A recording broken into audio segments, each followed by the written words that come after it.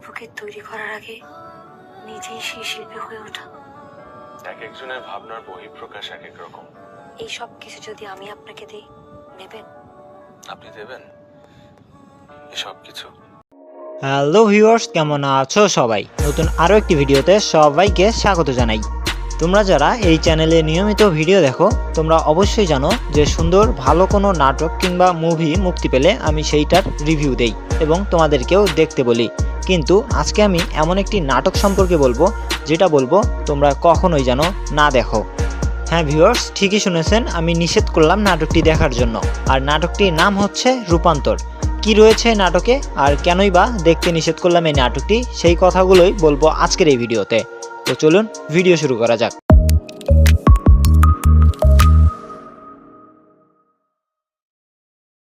তবে সমালোচনার ঝড় ওঠে 15 এপ্রিল প্রচারিত একটি ঈদ নাটক ঘিরে, নাম রূপান্তর। রূপান্তর নাটকটিতে অভিনয় করেছেন ছোট পর্দার জনপ্রিয় অভিনেতা ফারহান আহমেদ জোভান। এছাড়াও তার বিপরীতে ছিলেন সামিরা খান মাহি।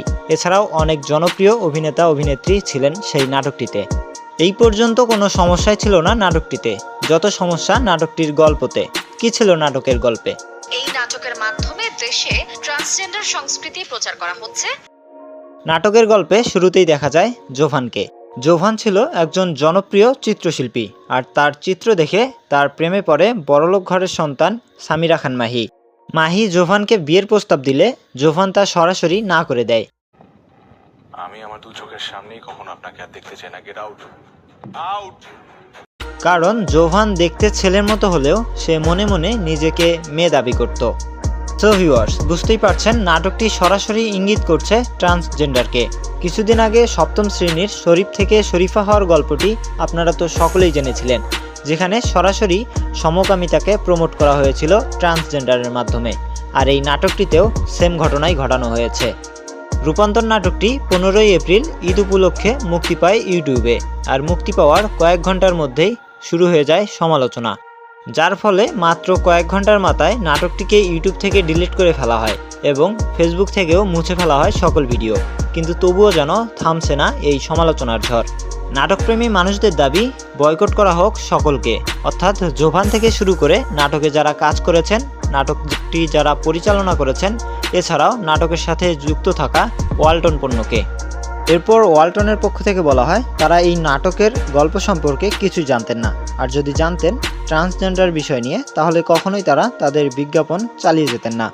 আর তার ঠিক একদিন পর জোভান ফেসবুকে একটি ভিডিও আপলোড করে, যেখানে সে বলেছে এই নাটক সম্পর্কে তিনি কিছু বুঝতে পারেননি। নাটকের গল্পটি যদি তিনি ভালোভাবে বুঝতেন কিংবা যদি জানতেন এমন কিছু হবে, তাহলে সে কখনোই এই নাটকটিতে কাজ করতো না। এছাড়াও তিনি জানিয়েছেন পরবর্তীতে নাটকের গল্প নির্বাচনে তিনি আরও বেশি সতর্কতার সাথে কাজ করে যাবেন। সো ভিউয়ার্স, বুঝতেই পারছেন কেন উচিত নয় রূপান্তর নাটকটি দেখা। আর এরকম নাটক অবশ্যই বয়কট করতে হবে। সো কথা হবে আবারও নতুন কোনো ভিডিওতে। সে পর্যন্ত ভালো থাকুন, সুস্থ থাকুন, আমাদের সাথেই থাকুন।